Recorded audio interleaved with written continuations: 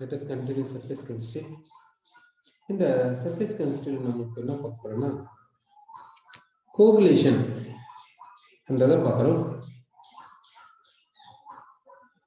இப்போ coagulation என்னன்னா dispersed phase particle உடைய charge neutralize பண்றது. dispersed phase க்கு இருக்கக்கூடிய charge neutralize பண்ணிட்டா அந்த dispersed phase precipitation போகும். அப்போ dispersed phase க்கு என்ன charge இருக்குன்னு பார்த்து அதுக்கு ஆப்போசிட் சார்ஜ் ஆட் பண்ணிட்டா போகுது இல்லை. அப்படின்னா அந்த ஆப்போசிட் சார்ஜ் வேணும்னா ஏதாவது ஒரு எலக்ட்ரோலைட் எடுத்துக்கோங்க. அந்த எலக்ட்ரோலைட் ஆட் பண்ணா அந்த ஆப்போசிட் சார்ஜ் நியூட்ரலைஸ் ஆயிடும்ல. அப்படி பண்ணி கூட செய்யலாம்ல.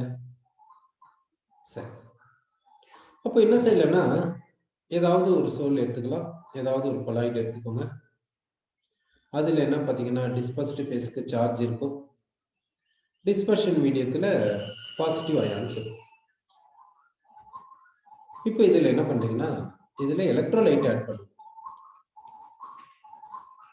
எலக்ட்ரோலைட் ஆட் பண்ணீங்கன்னா இந்த எலக்ட்ரோலைட் என்ன பண்ணுன்னா பாசிட்டிவ் அயனை கொடுக்கும், நெகட்டிவ் அயனை கொடுக்கும். இந்த எலக்ட்ரோலைட் கொடுத்த இந்த பாசிட்டிவ் அயான் இந்த டிஸ்பர்ஸ்ட் ஃபேஸை போய் நியூட்ரலைஸ் பண்ணும். அப்போ டிஸ்பர்ஸ்ட் ஃபேஸ் சார்ஜ்லெஸ்ஸா மாறிடும். டிஸ்பர்ஸ்ட் ஃபேஸ் சார்ஜ்லெஸ்ஸா மாறிடுச்சுன்னா டிஸ்பர்ஸ்ட் ஃபேஸ்க்கு மேல சார்ஜ்டு அப்சார்ப்டு லேயர் இருக்காது. அப்போ டிஸ்பர்ஸ்ட் ஃபேஸ் பார்ட்டிகல்ஸ் ஒன்னோட ஒன்று சேர்ந்துக்கிட்டு precipitation போயிடும், coagulation போயிடும் நம்ம சொல்றோம். அப்போ கொலாய்ட கோகுலேஷனுக்கு அனுப்புறதுக்கு எலக்ட்ரோலைட் கூட ஆட் பண்ணலாம். கொலாய்ட கோகுலேஷனுக்கு அனுப்புறதுக்கு நம்ம எலக்ட்ரோலைட்டை ஆட் பண்ணலாம் என்றது நமக்கு தெரியுது. சரி, என்ன எலக்ட்ரோலைட் என்ன எது வேணாலும் ஆட் பண்ணிக்கலாம், எந்த எலக்ட்ரோலைட் வேணாலும் ஆட் பண்ணிக்கலாம். இப்போ ஃபார் எக்ஸாம்பிள் நம்ம என்ன செய்யலாம்னா let us take ferric hydroxide soap. ferric hydroxide soap. இந்த ferric hydroxide soap suppose positively charged soap இப்படி இருக்கு. இப்போ இந்த சோல்ல இருக்கக்கூடிய ferric hydroxide precipitate பண்ணணும். அதுக்காக என்ன பண்ணலாம்னா எலக்ட்ரோலைட் ஆட் பண்ணலாம். என்ன எலக்ட்ரோலைட் ஆட் பண்ணலாம்னா for example let us add sodium chloride. இப்போ சோடியம் குளோரைடு ஆட் பண்ணா இது என்னென்ன அயான்ஸ் கொடுக்கும்? Na+ அயான்ஸ், Cl- அயான்ஸ் கொடுக்கும். இந்த Cl- அயான்ஸ் போயிட்டு இந்த Fe3+ பிடிச்சு இழுக்கும். அப்போ என்ன ஆகும்னா இந்த Cl- அயானால இந்த Cl- அயான்ஸ் அதாவது எவ்வளவு சோடியம் குளோரைடு வேணுமோ அவ்வளவு ஆட் பண்ணுங்க. அப்போ ஆட் பண்ண சோடியம் குளோரைடுல இருந்து வரக்கூடிய Cl- அயான்ஸ் எல்லாம் இந்த Fe3+ அயான்ஸை பிடிச்சு இழுக்கும். அப்போ இந்த Fe3+ அயான் இதுக்கு மேல அப்சார்ப்டா இருக்குல்ல, இதுக்கு மேல இருக்கக்கூடிய அப்சார்ப்ஷன்ல இருந்து வெளியே வந்து இந்த Fe3+ சொல்யூஷனுக்கு போயிடும். அதாவது எப்படி இருக்கணும்னா எப்போ இது வெளியே வரும்னா இதுக்கும் இடையில சர்ஃபேஸ்ல அட்ராக்ஷன் இருக்குது. நீங்க தேவையான சோடியம் குளோரைடு ஆட் பண்றீங்க. அப்போ தேவையான அளவுக்கு Cl- அயான்ஸ் இருக்குது. அந்த Cl- அயான்ஸ் இதை பிடிச்சி இருக்குது. இப்போ எங்க அட்ராக்ஷன் அதிகமா இருக்கணும்னா இந்த அட்ராக்ஷன் எப்படி இருக்கணும்னா அதிகமா இருக்கணும் இந்த அட்ராக்ஷனை விட. அதாவது ஒரு Cl- கிடையாது, தேவையான அளவுக்கு நீங்க சோடியம் குளோரைடு ஆட் பண்றீங்க. அதுல இருந்து வரக்கூடிய Cl- ions certain amount of Cl- ions இருக்கு. ஒரு Cl- அயனை இதை பிடிச்சிருக்கும். அந்த certain amount of Cl- ions add பண்றீங்க. அது வந்து இந்த Fe3+ பிடிச்சி இருக்குது. இந்த அட்ராக்ஷன் அதிகமாகுது. இதை விட அந்த நேரத்துல இந்த Fe3+ இதனுடைய சர்ஃபேஸ்ல இருந்து வெளியே வரும். அப்போ இதனுடைய சர்ஃபேஸ்ல அப்சார்ப்டு லேயர் இல்ல, பாசிட்டிவ் லேயர் இல்ல. அப்போ பாசிட்டிவ் லேயர் இல்லன்னும் போது இந்த FeOH இந்த டிஸ்பர்ஸ்ட் ஃபேஸ்க்கு சார்ஜ் கிடையாது. சார்ஜ் இல்லைன்னாக்கா அப்ப என்ன சொல்லலாம்? இது வந்து precipitation போகும் என்று நம்ம சொல்றோம். இப்போ இந்த ஃபெரிக் ஹைட்ராக்சைட்ஸோட கோகுலேஷனுக்கு யார் அனுப்பிச்சாங்க? கோகுலேஷனுக்கு அனுப்புறதுக்கு நம்ம என்ன செஞ்சோம்? எலக்ட்ரோலைட் ஆட் பண்ணோம். இந்த எலக்ட்ரோலைட்ல எந்த அயான்னால இந்த ஃபெரிக் ஹைட்ராக்சைட்ஸோட கோகுலேஷன் போச்சு? இந்த Cl- இந்த Cl- என்ன பண்ணுச்சுன்னா இந்த Fe3+ இதனுடைய சர்ஃபேஸ்ல இருந்து ரிமூவ் பண்ணிச்சு. அப்போ இதுக்கு சார்ஜ் இல்லாம போயிடுச்சு, அதனால இது கோகுலேஷன் போயிடுச்சு. அப்போ யார் இப்போ கோகுலேஷனுக்கு இது அனுப்பிச்சது? இந்த Cl மைனஸ். அதனால இந்த Cl மைனஸ் என்னன்னு சொல்றோம்னா கோகுலேட்டிங் அயான் நம்ம சொல்றோம். இந்த Cl மைனஸ் கோகுலேட்டிங் அயான் சொல்றோம். இப்போ இந்த எலக்ட்ரோலைட்ல Cl மைனஸ் தான் இதை கோகுலேஷனுக்கு அமைச்சிச்சு. இப்போ எவ்வளவு சோடியம் குளோரைடு ஆட் பண்ணா இந்த சோல் கோகுலேஷன் போகும் நம்ம பார்க்கலாம். அதுக்கு என்ன செய்யறோம்னா இந்த கொலாய்டு வந்து 1 லிட்டர் எடுத்துக்கலாம். இந்த எலக்ட்ரோலைட் எவ்வளவு ஆட் பண்றேன்னாக்கா இவ்வளவு ஆட் பண்ணலாம். அதாவது 103 மில்லிமோல்ஸ் ஆஃப் Cl மைனஸ் அயான்ஸ் வேணும். அவ்வளவு Cl மைனஸ் அயான்ஸ் வேணும்னா எவ்வளவு சோடியம் குளோரைடு வேணுமோ அவ்வளவு ஆட் பண்ணலாம். இது வந்து யூனிவேலண்ட் இருக்கிறதுனால 103 மில்லிமோல்ஸ் ஆஃப் Cl மைனஸ் அயான்ஸ் வேணும்னா 103 மில்லிமோல்ஸ் ஆஃப் சோடியம் குளோரைடு ஆட் பண்ணுங்க. சரி, இப்போ எவ்வளவு Cl மைனஸ் வேணும்னா 103 மில்லிமோல்ஸ் ஆஃப் Cl மைனஸ் அயான்ஸ் வேணும். அதனால 103 மில்லிமோல்ஸ் ஆஃப் சோடியம் குளோரைடு ஆட் பண்ணிட்டோம். ஆட் பண்ணிட்டு ஒரு 2 hours விட்டுருங்க. விட்டீங்கன்னா என்ன ஆகும்னா, அதாவது என்னென்ன கண்டிஷன்ஸ் எடுத்துக்கிறீங்க? கொலாய்டல் சொல்யூஷன் 1 லிட்டர் எடுத்துக்கிறீங்க. சோடியம் நமக்கு Cl மைனஸ் தான் கோகுலேட்டிங் அயான். அந்த Cl மைனஸ் எவ்வளவு வேணும்னா 103 மில்லிமோல்ஸ் வேணும். அதனால சோடியம் குளோரைடு 103 மில்லிமோல்ஸ் ஆட் பண்றீங்க. அப்புறமா இந்த ஆட் பண்ண பின்னாடி ஒரு 2 hours விட்டுறீங்க. 2 hours விட்டுட்டு பின்னாடி என்ன ஆகும்னா இந்த சொல்யூஷன்ல இருக்கக்கூடிய எல்லா டிஸ்பர்ஸ்ட் ஃபேஸ் பார்ட்டிகல்ஸும் precipitate ஆயிடும். அப்போ இந்த 1 லிட்டர் சொல்யூஷன்ல இருக்கக்கூடிய டிஸ்பர்ஸ்ட் ஃபேஸ் பார்ட்டிகல்ஸை கம்ப்ளீட்டா precipitate பண்றதுக்கு மினிமம் எவ்வளவு கோகுலேட்டிங் அயான் தேவைப்படுதோ அதை தான் நம்ம என்னன்னு சொல்றோம்னா கோகுலேட்டிங் வேல்யூ சொல்றோம்.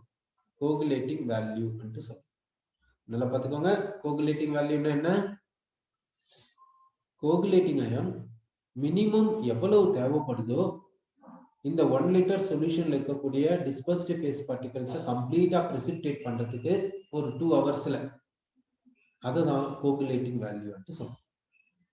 இப்போ இந்த Cl மைனஸ்க்கு கோகுலேட்டிங் வேல்யூ எவ்வளவுன்னா 103 மில்லிமோல்ஸ் பர் லிட்டர். சரி, இப்போ நான் என்ன செய்யறேன்னா கொலாய்டு வந்து 1 லிட்டர் எடுத்துக்கிறேன்.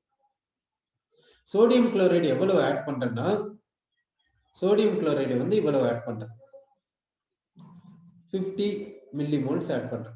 சோடியம் குளோரைடு 50 மோல்ஸ் ஆட் பண்ணிருக்கேன். நல்லா பார்த்துக்கோங்க. கொலாய்டு வந்து எவ்வளவு எடுத்துக்கணும்னா 1 லிட்டர் எடுத்துக்கணும். சோடியம் குளோரைடு எவ்வளவு ஆட் பண்ணிருக்கேன்னாக்கா 50 மில்லிமோல்ஸ் ஆட் பண்ணிக்கோ. 2 hours விட்டுரு.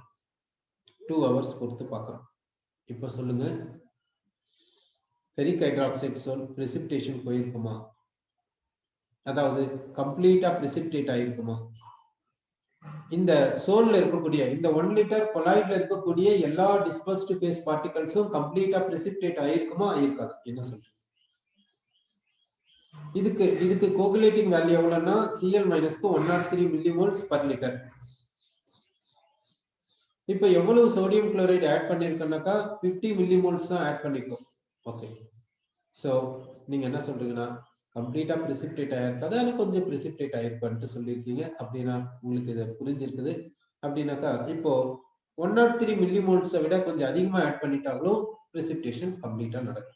அதாவது மினிமம் எவ்வளவு வேணும்னா 103 மில்லிமோல்ஸ் வேணும்ன்றது நமக்கு தெரியுது. சரி, ஓகே. அடுத்து என்ன செய்யலாம்னாக்கா இப்போ இந்த ஃபெரிக் ஹைட்ராக்சைடு சோல் எடுத்துக்கலாம்.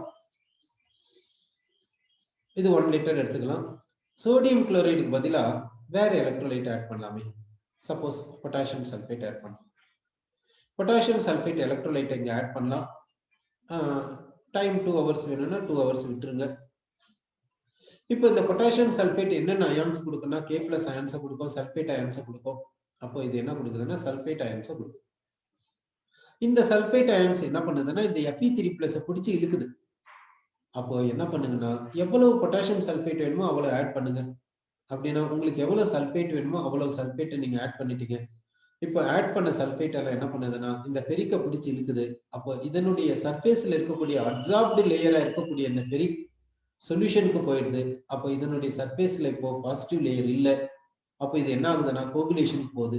அப்போ இது கோகுலேஷன் போறதுக்கு யாரு ரீசனா இருந்தாங்கன்னா இந்த சல்பேட் தான் ரீசனா இருந்துச்சு. அப்போ இந்த சல்பேட் என்னன்னு சொல்லணும்னா கோகுலேட்டிங் அயான் என்று சொல்றோம். இந்த சல்பேட்டை கோகுலேட்டிங் அயான் சொல்றோம்.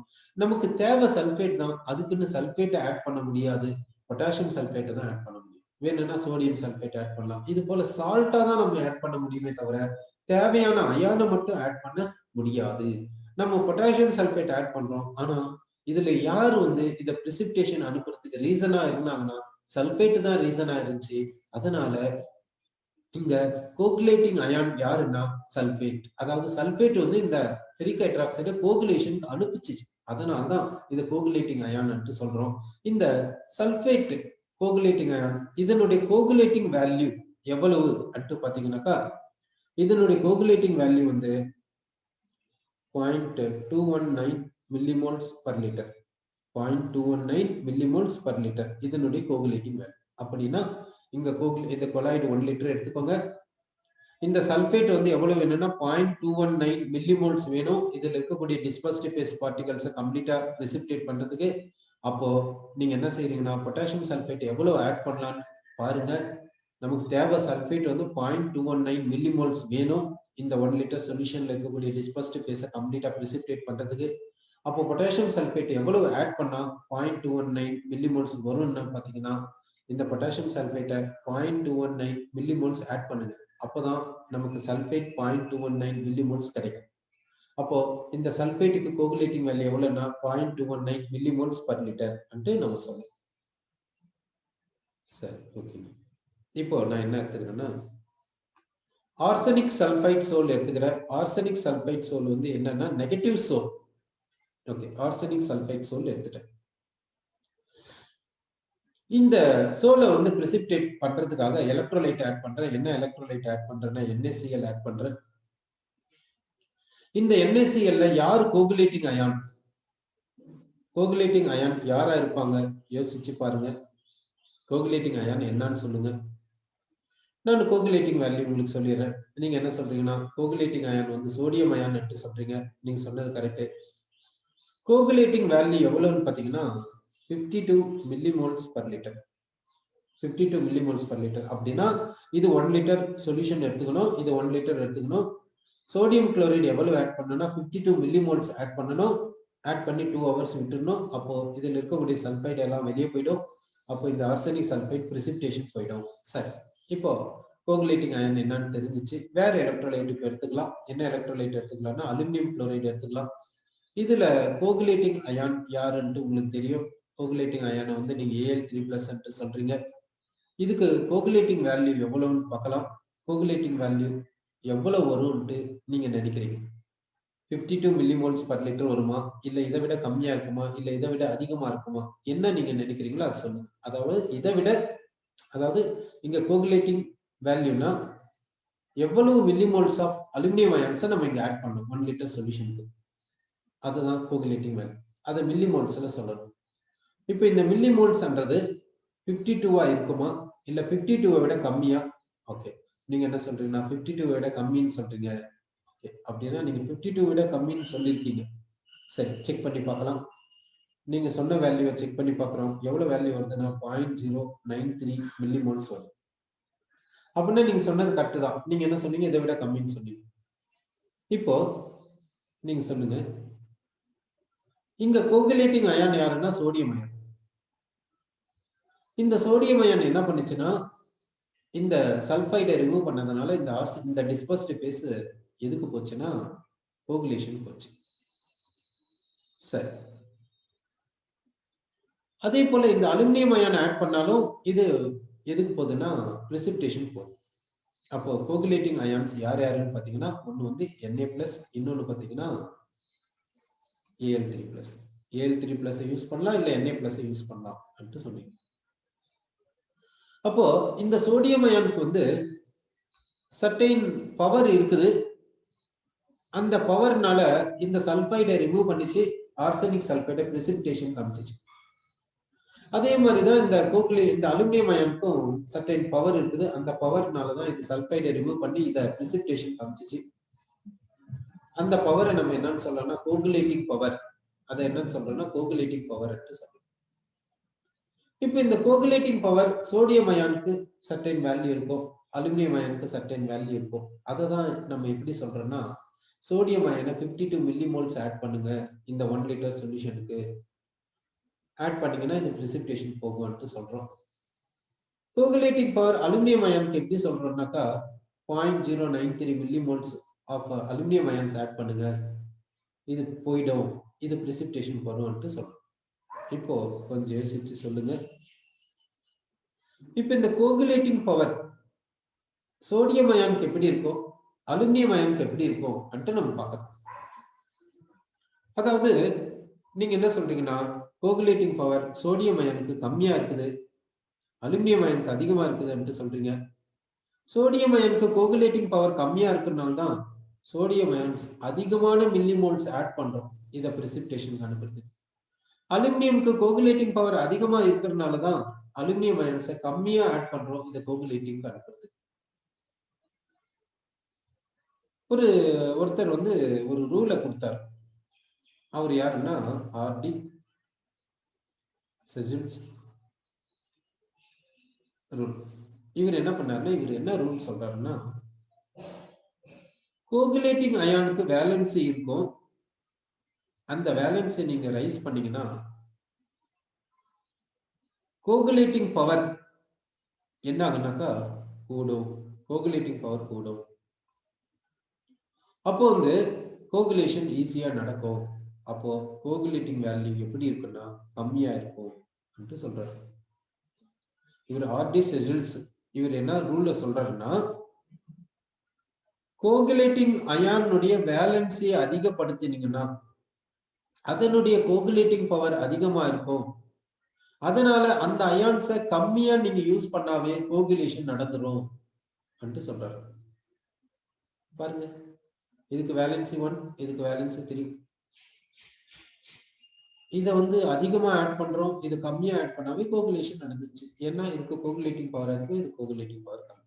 அப்போ ஆர்டி செஜில்ஸ் ரூல் என்ன சொல்லுதுன்னா, கோகுலேட்டிங் அயானுடைய வேலன்சி அதிகமாச்சுன்னா அதனுடைய கோகுலேஷன் பவர் அதிகமாகும். அப்போ அந்த அயான்ஸை கம்மியா ஆட் பண்ணாவே போதும். அதாவது கோகுலேட்டிங் வேல்யூ கம்மி, அதாவது கம்மியா மில்லிமோல்ஸ் ஆட் பண்ணாவே போதும், கோகுலேஷன் நடந்துரும் அன்ட்டு இவர் சொல்றாரு. ஓகே, இப்போ உங்களுக்கு நான் கோகுலேட்டிங் அயான்ஸ் கொடுக்குறேன். அந்த கோகுலேட்டிங் அயான்ஸ் என்னன்னு பாருங்க. ஒன்று வந்து FeCN 6 × 4-, இது ஒரு கோகுலேட்டிங் அயான். அடுத்த கோகுலேட்டிங் அயான் வந்து PO4 3-. அடுத்த கோகுலேட்டிங் அயன் வந்து SO4 2-. அடுத்த கோகுலேட்டிங் அயன் வந்து Cl-. இப்போ கோகுலேட்டிங் அயான்ஸ் கொடுத்திருக்க அப்படின்னா டிஸ்பர்ஸ்டு ஃபேஸ்க்கு பாசிட்டிவ்லி சார்ஜ் இருக்குதுன்னு அர்த்தம். இப்போ இந்த கோகுலேட்டிங் அயான்ஸ் கொடுத்தாச்சு, இதுக்கு கோகுலேட்டிங் பவர் எப்படி இருக்குன்னு நினைக்கிறீங்க? கோகுலேட்டிங் அயான்ஸ் கொடுத்தாச்சு, அப்போ சோல் வந்து என்னன்னா பாசிட்டிவ்லி சார்ஜ்டு சோல். இப்போ இந்த கோகுலேட்டிங் அயான்ஸ்க்கு கோகுலேட்டிங் பவர் இருக்கும். அந்த கோகுலேட்டிங் பவர் எப்படி இருக்கும் பாத்தீங்கன்னா இது போல.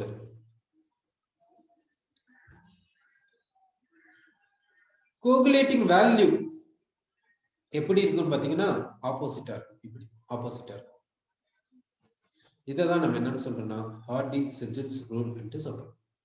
சரி, இப்போ நம்ம இங்க பார்த்தது என்னன்னா எலக்ட்ரோல், அதாவது கொலாய்டை எப்படி பிரிசிபிடேட் ஆகிறது நம்ம பார்த்தோம். கொலாய்டை ஏன் பிரிசிபிடேட் பண்ணணும், அது நமக்கு யூஸ் ஆகுது, அதனால பண்றோம். சரி, அப்போ கொலாய்டை பிரிசிபிடேட் பண்றது நமக்கு தேவை.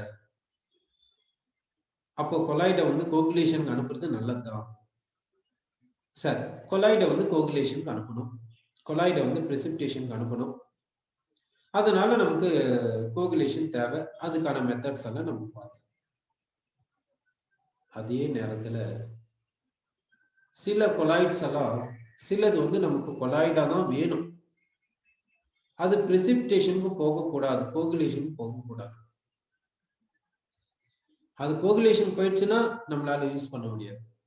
சில சப்ஸ்டன்சஸ் வந்து நமக்கு கொலாய்டல் ஸ்டேட்ல தான் இருக்கணும்.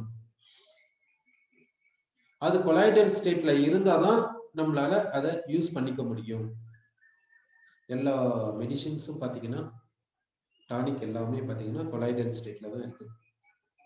அது கொலாய்டல் ஸ்டேட்ல இருந்தா தான் நம்ம அதை யூஸ் பண்ணிக்க முடியும், இல்லைன்னா அதை யூஸ் பண்ண முடியாது. அப்போ வந்து இந்த இடத்துல எல்லாம் கோகுலேஷன் நடக்காம இருக்கணும். அப்போ அதே மாதிரி நம்ம பாடியில இருக்கக்கூடிய பிளட் வந்து பாத்தீங்கன்னா அது ஒரு கொலாய்டு. இந்த பிளட் மட்டும் கோகுலேஷன் மட்டும் போயிடவே கூடாது. அது வந்து கொலாய்டா இருந்தா மட்டும்தான் நம்ம பாடியில வந்து அது கம்ப்ளீட்டா ரன்னிங்ல இருக்கும். அப்பதான் நம்மளால சர்வே பண்ண முடியும். அப்போ வந்து நமக்கு சில நேரத்துல கொலாய்ட்ஸ் வந்து கோகுலேஷன் போறது நல்லது. ஆனா சில நேரத்துல கொலாய்ட்ஸாவே இருக்கணும், அது கோகுலேஷன் போகக்கூடாது. சரி, அப்போ கொலாய்ட்ஸ் வந்து கோகுலேஷன் போகக்கூடாது. அது எப்படி இருக்கணும்னா நல்லா ஸ்டேபிளா இருக்கணும். அப்படி இருந்தாதான் நம்மளால யூஸ் பண்ணிக்க முடியும். அன்ற மாதிரி கண்டிஷன், அந்த மாதிரி சூழ்நிலையும் இருக்குது. அப்போ இப்போ நமக்கு கொலாய்டு வேணும், அது கோகுலேஷன் போகக்கூடாது, அது வந்து ஸ்டேபிளா இருக்கணும் அன்ட்டு நம்ம நினைக்கிறோம். இப்போ அதுக்கு நம்ம என்ன பண்றது என்றதை பார்க்கலாம். சரி, இப்போ நமக்கு என்ன வேணும்னா கொலாய்டு வந்து எப்படி இருக்கணும்னாக்கா ஸ்டேபிளா இருக்கணும், அது வந்து பிரிசிபிடேஷன் போகக்கூடாது அப்படி நம்ம நினைக்கிறோம். அது மாதிரி என்ன எக்ஸாம்பிள்? ஓகே, எல்லா மெடிசனும் அப்படி சொல்லியிருக்கோம். அதே மாதிரி வீட்டுக்கு பெயிண்ட் அடிக்கணும்னு வச்சுக்கோங்க. அந்த பெயிண்ட் எல்லாம் வாங்கின்னு வரோம். அந்த பெயிண்ட் எல்லாம் வாங்கின்னு வரோம்னா அது எப்படி இருக்கணும்? அது கொலாய்டாவே இருந்துச்சுன்னா நம்ம யூஸ் பண்ணிக்க முடியும். அது கொலாய்டா இல்லாம பிரிசிபிடேட் ஆயிடுச்சுன்னா யூஸ் பண்ணிக்க முடியுமா? சரி, அப்புறம் கூட வேணும்னா கூட தேவையான தின்னர், அதாவது அது தேவையான சால்வெண்ட் எல்லாம் ஆட் பண்ணி கூட செஞ்சுக்கலாம். இருந்தாலும் ஒரிஜினாலிட்டி மாதிரி வருமா? ஏன்னா அங்க என்னென்ன சால்வெண்ட் எல்லாம் ஆட் பண்ணி, என்னென்ன டிஸ்பர்ஷன் மீடியம் எல்லாம் ஆட் பண்ணி அந்த பெயிண்டை ப்ரிப்பேர் பண்ணாங்கன்னு நமக்கு தெரியாது. தெரிஞ்சுன்னா செஞ்சுக்கலாம், இல்லைன்னாலும் கஷ்டம். அது சப்போஸ் லியோபோபிக் சோலா இருந்துச்சுன்னா அது இரிவர்சிபிள் தானே. லியோபிலிக்கா இருந்துச்சுன்னா ரிவர்சிபிள் பண்ணிக்கலாம், லியோபோபிக்கா இருந்துச்சுன்னா. ஸோ அதனால இப்போ கொலாய்டை வந்து நம்ம இப்போ ஸ்டேபிளா ப்ரிப்பேர் பண்ணும்போது நல்லா ஸ்டேபிளா ப்ரிப்பேர் பண்ணிடணும். அதுக்கு நம்ம என்ன செய்யணும்? சரி, அப்ப என்ன செய்யலன்னா ஒரு லியோபோபிக் சோல் எடுத்துக்கலாம். இப்போ இந்த லியோபோபிக் சோல் எப்படி இருக்குன்னு பார்க்கலாம். இந்த லியோபோபிக் சோல் நமக்கு தேவை. அதாவது இது வந்து மெட்டல் சோல்ஸ், அதாவது இது வந்து ஒரு பெயிண்ட்னு வச்சுக்கோங்க. இந்த பெயிண்ட் வந்து நமக்கு தேவை. பெயிண்ட் வந்து லியோபோபிக் சோல் தான், அதுல டவுட் இல்லை. இப்போ இது வந்து நல்லா ஸ்டேபிளா இருக்கணும்.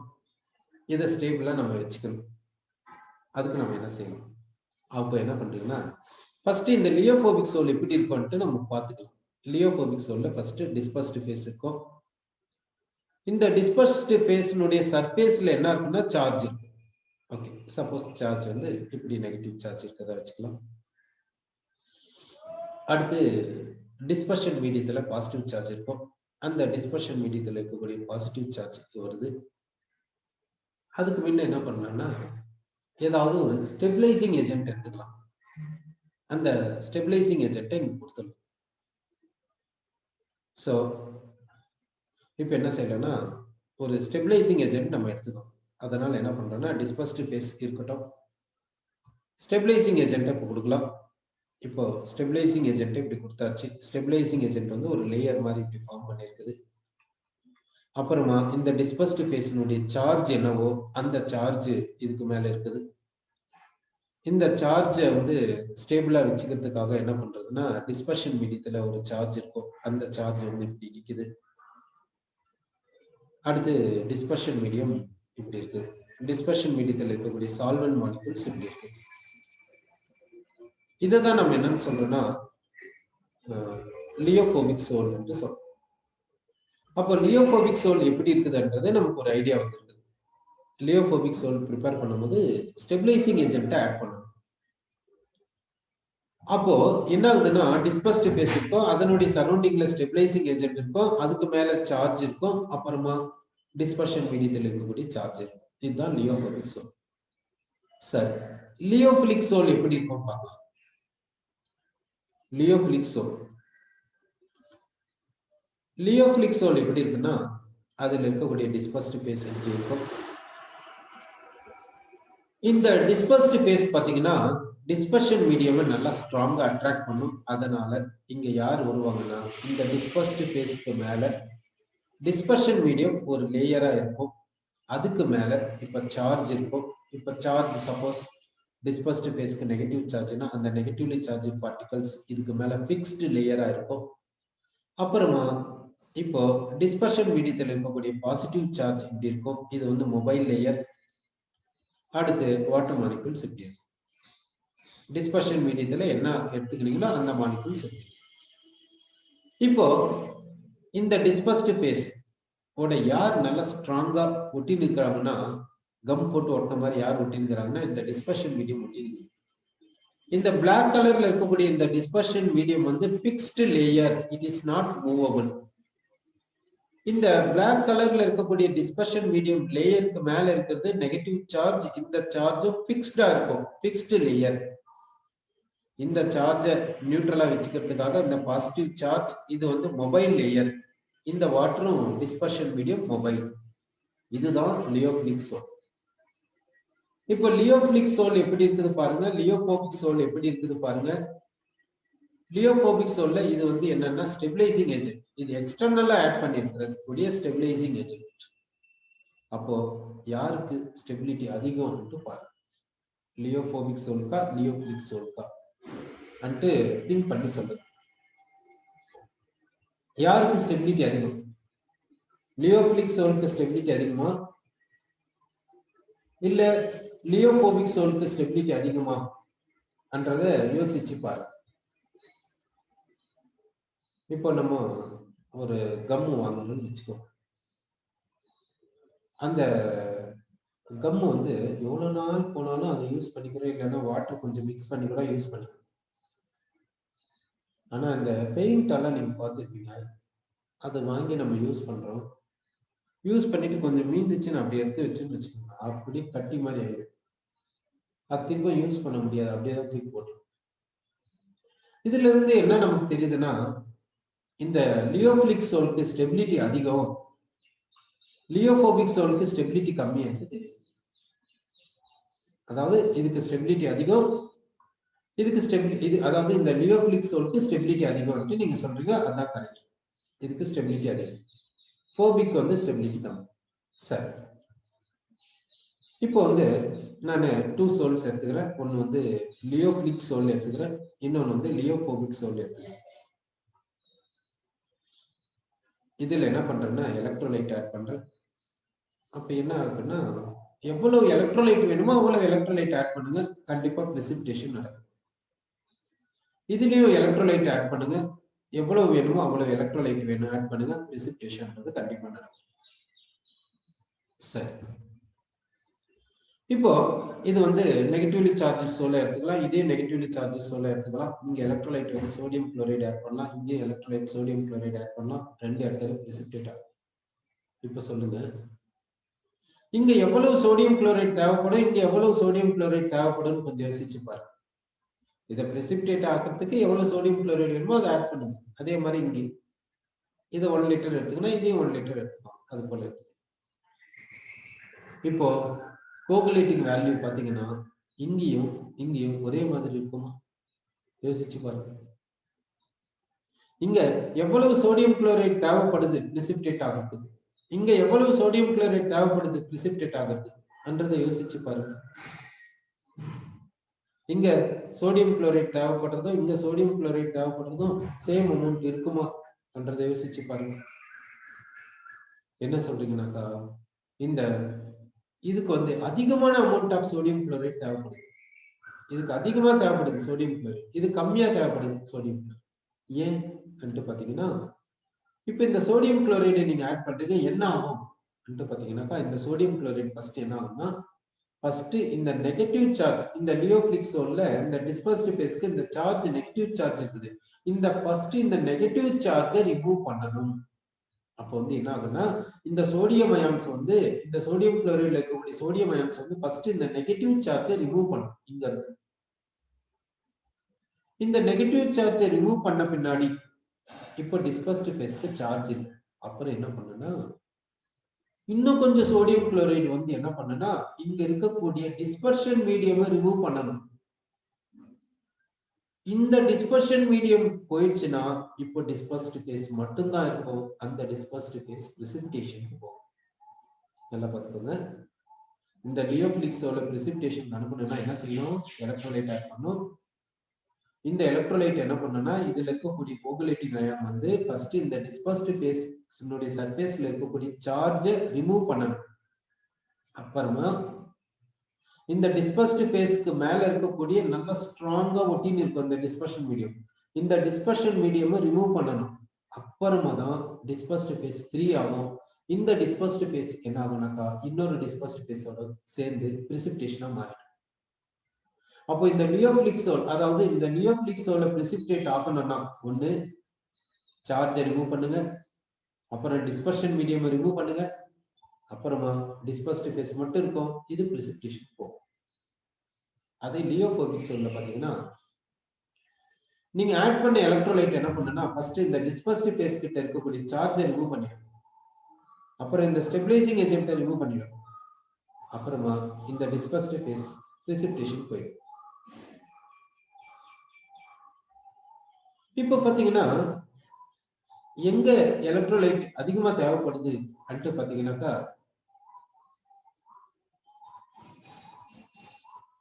இந்த லியோபிலிக்லயா இல்ல லியோபோபிக்லயா அன்ட்டு பாத்தீங்கன்னாக்கா லியோபிலிக்ல ஃபர்ஸ்ட் சார்ஜை கண்டிப்பா ரிமூவ் பண்ணிடணும்.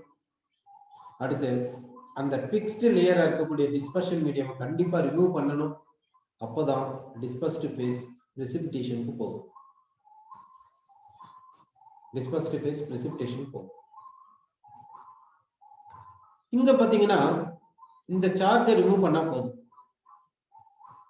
டிஸ்பர்ஸ்ட் ஃபேஸ்க்கு மேல இருக்கக்கூடிய ஸ்டெபிலைசிங் ஏஜென்ட் இருந்தா இருந்தது இது அப்படியே பிரிசிபிடேஷன் போயிடும். அப்போ லியோபோபிக்ஸோல பிரிசிபிடேஷன் அனுப்புறதுக்கு சார்ஜை மட்டும் நியூட்ரலைஸ் பண்ணா போதும், சார்ஜை மட்டும் ரிமூவ் பண்ணா போதும்.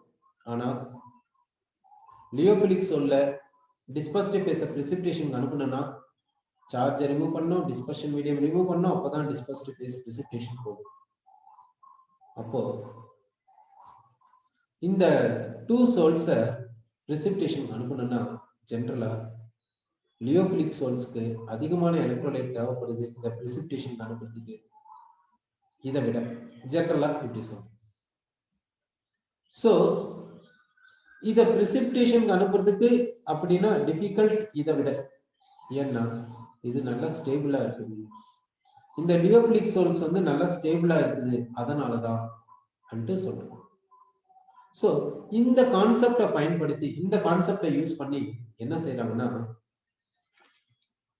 லியோபோபிக் சோல்ஸினுடைய ஸ்டெபிலிட்டியை கூட்டிடுறாங்க. லியோபோபிக் சோல்ஸினுடைய ஸ்டெபிலிட்டியை கூட்டுறாங்க. எப்படி பாத்தீங்கன்னா லியோபோபிக் சோல ப்ரிப்பேர் பண்ணும்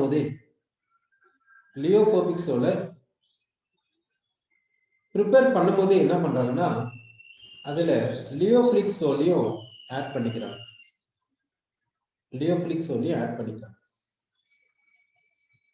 இப்ப என்ன ஆகுதுன்னா லியோபோபிக் சோல்ல இருக்கக்கூடிய டிஸ்பர்ஸ்ட் ஃபேஸ் ஃபர்ஸ்ட் ஒரு சர்க்கிளா இருக்கு. லியோபோபிக் சோல்ல இருக்கக்கூடிய டிஸ்பர்ஸ்ட் ஃபேஸ் இருக்கு. லியோபோபிக் சோல் ப்ரிப்பேர் பண்ணும்போது லியோபிலிக் சோல் தேவையான லியோபிலிக் சோலை ஆட் பண்ணிடுறாங்க. இந்த லியோபிலிக் சோல்ல இருக்கக்கூடிய டிஸ்பர்ஸ்ட் ஃபேஸ் இதுக்கு மேல ஒரு லேயரை ஃபார்ம் பண்ணி இதுவும் டிஸ்பர்ஸ்ட் ஃபேஸ் தான். ஆனா இது வந்து லியோபிலிக் சோல். அதாவது நமக்கு என்ன வேணும்னா லியோபோபிக் சோல் தான் வேணும். ஆனா அது எப்படி இருக்குன்னா ஈஸியா பிரிசிபிடேஷன் போகக்கூடாது. இதுக்கு ஸ்டெபிலிட்டி அதிகமா இருக்கணும். அப்படி இருந்தாதான் நம்மளால யூஸ் பண்ண முடியும். மெயினா பாத்தீங்கன்னா மெடிசின் எல்லாம் பாத்தீங்கன்னா டானிக் எல்லாம் பாத்தீங்கன்னா இப்படிதான் ப்ரிப்பேர் பண்ணணும். ப்ரிப்பேர் பண்ண டானிக் வந்து லியோபோபிக் சோல் தான். அந்த லியோபோபிக் சோல் வந்து நல்லா ஸ்டேபிளா இருக்கணும். அது நல்லா ஸ்டேபிளா இருக்கணும்ன்றதுக்காக கொஞ்சம் லியோபிலிக் சோலை ஆட் பண்ணிடணும். அப்ப என்ன பண்ணுதுன்னா இந்த லியோபோபிக் சோல்ல இருக்கக்கூடிய டிஸ்பர்ஸ்ட் ஃபேஸ் இருக்குது. லியோபிலிக் சோல்ல இருக்கக்கூடிய டிஸ்பர்ஸ்ட் ஃபேஸ் என்ன பண்ணுதுன்னா இந்த லியோபோபிக் சோல்ல இருக்கக்கூடிய டிஸ்பர்ஸ்ட் ஃபேஸ்க்கு மேல அப்படியே ஒரு லேயரை ஃபார்ம் பண்ணுது. அடுத்து என்ன ஆகுதுன்னா இந்த லியோபிலிக் சோல் டிஸ்பர்ஸ்ட் ஃபேஸ்க்கு மேல யார் வராங்கன்னா டிஸ்பர்ஷன் மீடியம் வரும். டிஸ்பர்ஷன் மீடியம் வந்து ஒரு லேயரை ஃபார்ம் பண்ணுது. இந்த டிஸ்பர்ஷன் மீடியமுக்கு மேல யார் வராங்கன்னா சார்ஜ் வருது. சப்போஸ் நெகட்டிவ்லி சார்ஜ் சொன்னா நெகட்டிவ் சார்ஜ் வரும். இப்போ இந்த நெகட்டிவ்லி சார்ஜ் லேயர் வந்து பிக்ஸ்டு லேயர். இப்போ இது கம்ப்ளீட்டா என்னன்னா ஒரு டிஸ்பர்ஸ்ட் ஃபேஸ், புதுசா உருவான டிஸ்பர்ஸ்ட் ஃபேஸ். அப்புறமா டிஸ்பர்ஷன் மீடியத்தில் இருக்கக்கூடிய சார்ஜ், இது வந்து டிஸ்பர்ஷன் மீடியத்தில் இருக்கக்கூடிய சார்ஜ், டிஸ்பர்ஷன் மீடியம் இப்படி இருக்கு. இப்போ இதுதான் நமக்கு தேவையான சோலை நம்ம ப்ரிப்பேர் பண்ணிக்கணும். நமக்கு தேவை லியோபோபிக் சோல் தான். ஆனா அதனுடைய ஸ்டெபிலிட்டி நல்லா இருக்கணும், அது ஈஸியா கோகுலேஷன் போகக்கூடாது அன்றதுக்காக தேவையான லியோபிலிக் சோலை கொஞ்சம் ஆட் பண்ணிட்டோம். என்ன ஆச்சுன்னு பாத்தீங்கன்னா இது போல மல்டி லேயர்ஸ் ஃபார்ம் ஆயிடுச்சு.